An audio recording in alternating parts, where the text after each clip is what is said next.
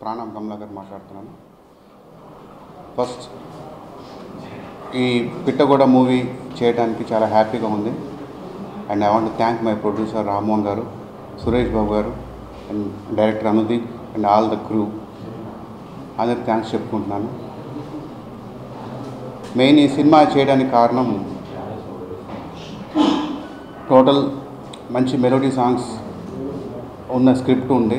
And ఆ script నచ్చి and ఆ మూవీ చూసి నేను ఈ సినిమాకి మ్యూజిక్ డైరెక్షన్ చేయాలని ఒప్పుకున్నాను.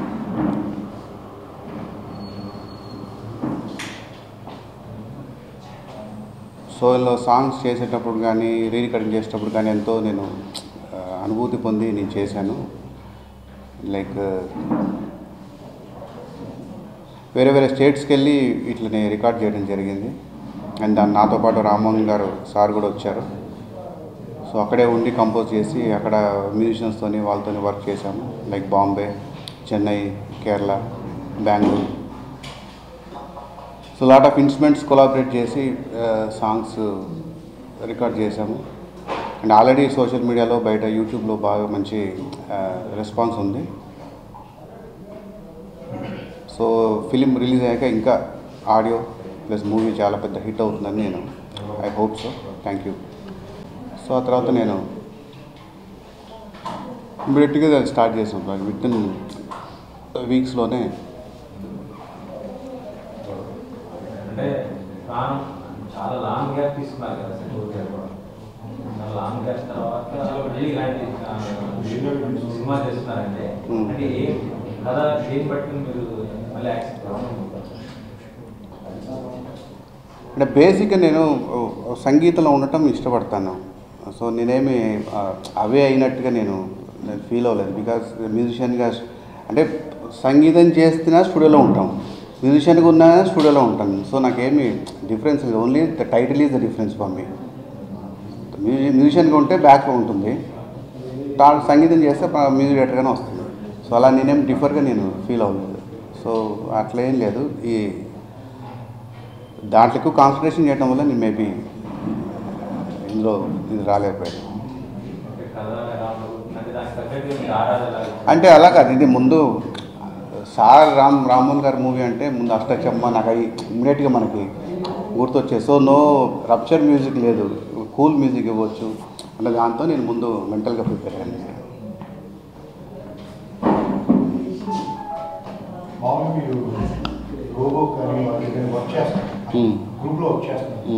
అవును,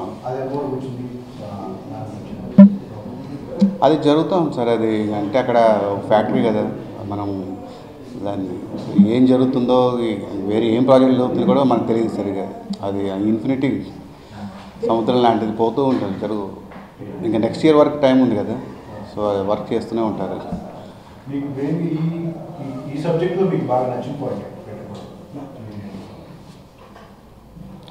ఆ యూత్ నలుగురు కుర్రాళ్ళు అండ్ ఆ పిట్ట కూడా టైటిల్ మ్యూజిక్గా.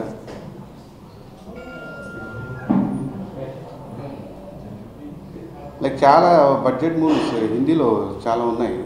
సో ఆ టింట్ ఆ కలర్ నాకు అనిపించింది. సో మెలోడీకి ఎక్కువ ప్రాధాన్యత ఉన్నట్టుగా ఫీల్ అయ్యి నేను యాక్సెప్ట్ చేస్తున్నాను.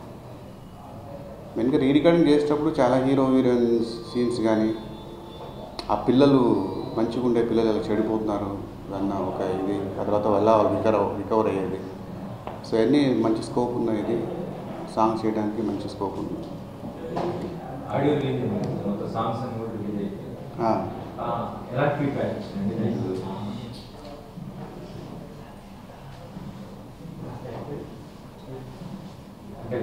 విన్న వాళ్ళకి ఫస్ట్ మల్లికార్జున పాడాడు ఏమైందో ఏమిటో చాలా ఇమ్మీడియట్ రెస్పాన్స్ ఎక్కువగా ఉంది.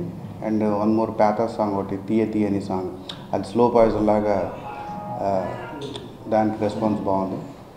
లాస్ట్ జరిగిన సాంగ్ చాలా బాగుంటుంది. సో ఆ సాంగ్కి బాగా మంచి రెస్పాన్స్ ఉంది. టోటల్ అందరూ మంచి సాహిత్యం మంచి మ్యూజిక్ అని చెప్తున్నారు. సో అంటే అన్నీ చిన్న సినిమా కాబట్టి ఇది రిలీజ్ అయ్యాక విజువల్గా చూస్తే కానీ అది ఇంకా ఎక్కువగా ఇది అవుతుంది. సో అందరూ చాలా రెగ్యులర్గా వచ్చే మ్యూజిక్ అంటే కొంచెం భిన్నంగా ఉందని ఫీల్ అవుతున్నారు.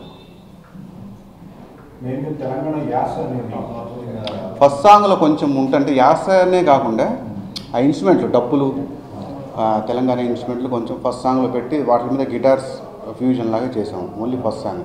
మిగతా సాంగ్ ఇక్కడ తెలంగాణ అంత ఆ కల్చర్ ఉండదు.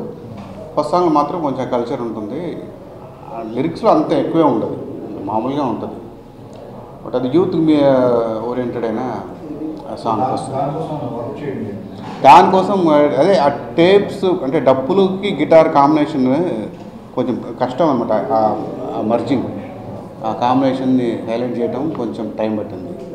అంటే డప్పులేమో ఇక్కడ తీసాము, సో గిటార్స్ వచ్చి కొంచెం కేరళలో కొన్ని బాంబేలో తీసాము అనమాట. సో ఆ రెండింటిని మర్చి చేయడం, ఊరికే డప్పుల మీద గిటార్లు ఉండవు కదా యూజువల్గా, సో అలాగే చేసాం అనమాట ఫస్ట్ సాంగ్కి. అండ్ ఒక సాంగ్కి సారంగి వాడాం, పేద సాంగ్కి. జరిగిన సాంగ్ చాలా బాగుంటుంది. Last song, the fourth song బాగా తీయని థర్డ్ సాంగ్, జరిగిన లాస్ట్ సాంగ్. పిక్చర్లో బాగుంటుంది, నాకు చాలా ఇష్టం.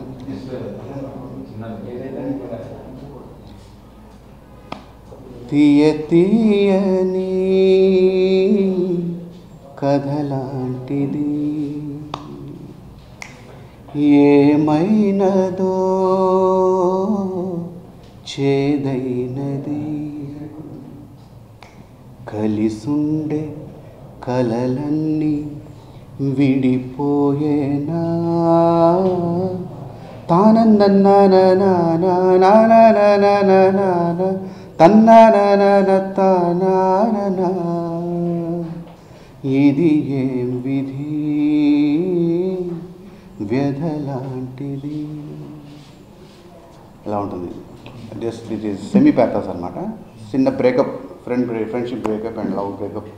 సో అలా లిరికల్ వాల్యూ బాగుంటుంది. బాగా రాసే శ్రీమణి గారు.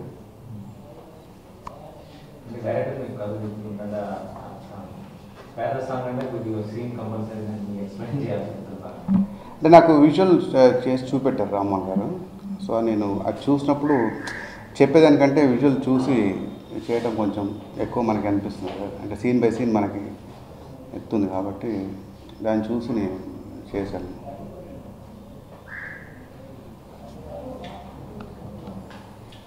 బర్మన్ గారితో రెహమాన్ గారితో వర్క్ చేస్తున్నారు.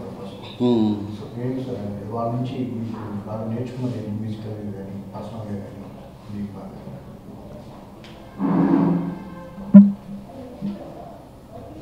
అంటే ఎలా సాంగ్ని ట్రీట్ చేయాలి, ఇన్స్ట్రుమెంటేషన్ ఎంతవరకు ఉండాలా, దాని మీద లిరిక్స్ ఎలా వినపడేట్టు చేయాలి. సో అంత ఇప్పుడు రెహమాన్ గారిది ఎంత హెవీ డోసేజ్ ఉన్నా కొన్నిసార్లు ఆ వాయిస్ అనేది ప్రధానంగా మనకి వినపడుతుంది. లైక్ సఖీ కానీ అంటే ప్రీవియస్ మూవీస్. సో అంత టెక్నాలజీ ఎలా వాడటం, వాళ్ళు లైక్ ఏమంటారు వీటిని గ్యాడ్జెట్స్ వాడుతున్నారు, ఇవన్నీ వాళ్ళ దగ్గర ఉండటం వల్ల మనకి వాయిస్కి ఇలా వాడుతున్నారు, వాయిస్కి ఇలా ఈక్యూ చేస్తున్నారు, అలా చేయటం వల్ల ఇలా ఉంటుంది. ఎక్కడెక్కడ వాళ్ళు సాఫ్ట్వేర్స్ వాడుతున్నారు. సో మ్యూజికల్గే కాకుండా మెయిన్ ఈ రోజుల్లో 40% మ్యూజికే 60% టెక్నాలజీ డామినేట్ చేస్తూ ఉంది.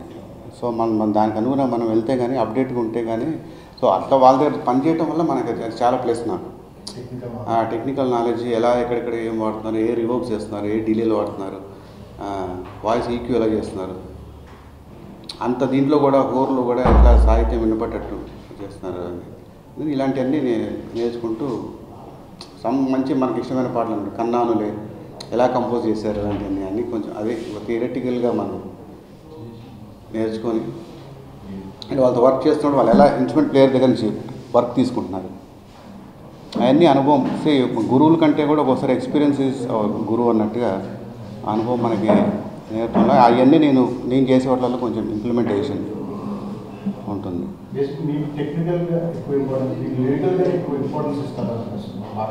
లిరికల్గా నేను పర్సనల్ కరెక్ట్.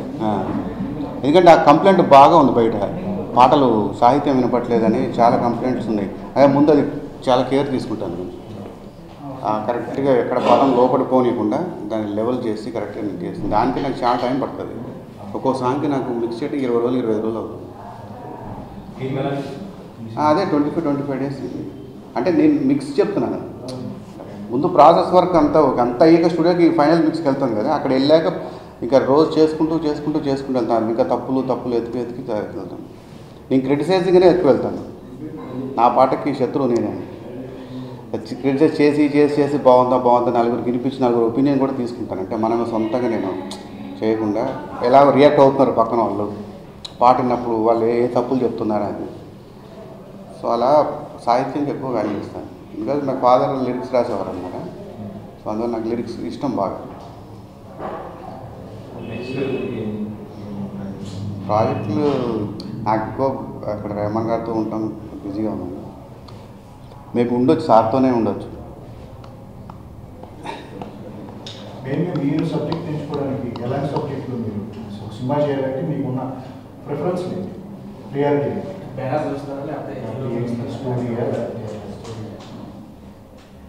మ్యూజికల్గా నాకు ఒత్తిడి లేకుండా చూస్తాను.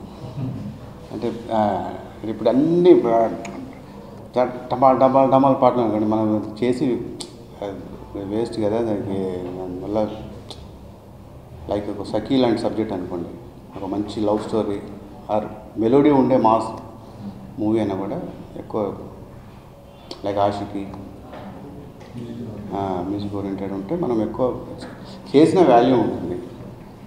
అండ్ నేను మ్యూజిషియన్గా బిజీగా ఉన్నప్పుడు దానికి అన్ని చేసి కూడా నాకు ఇంట్రెస్ట్ లేదు.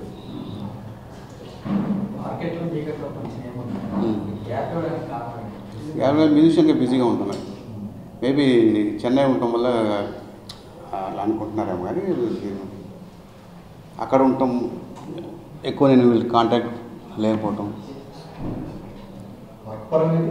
అయ్యో నైట్ అంటే ఇది పడుకొని 2-3 సంవత్సరాలు అవుతుంది.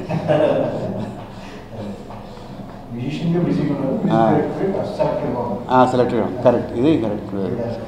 నాకు కరెక్ట్ మాట్లాడటం లేదు, అందుకనే.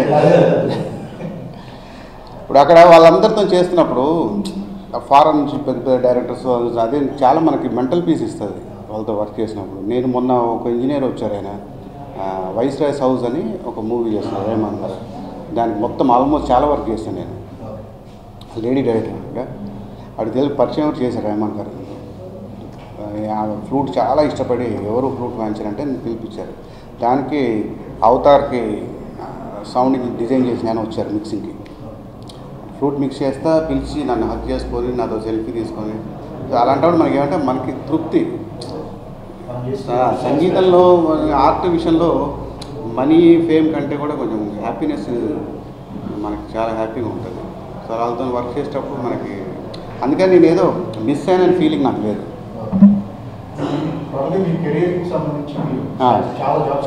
చాలా జాబ్ ఖర్చు. ఇప్పుడు ఇదంటే సినిమా హిట్ అవ్వాలంటే టీం వర్క్ అన్నీ కలిస్తేనే మనకి సక్సెస్ వస్తేనే మళ్ళీ మనకి అది వర్క్ పెరుగుతూ ఉంటుంది కదా. సో ఇప్పటికీ ప్రతి పాటకి బయట మంచి రెస్పాన్స్ ఉంది. Maybe it is small movie కాబట్టి అది టైం పడుతుంది పికప్ అవడానికి.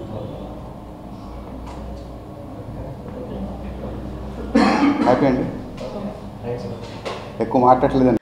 మరిన్ని ఫ్రెష్ ఫిల్మ్ అప్డేట్స్ కోసం మా TFC మీడియా ఛానల్ ని సబ్స్క్రైబ్ చేసుకోండి.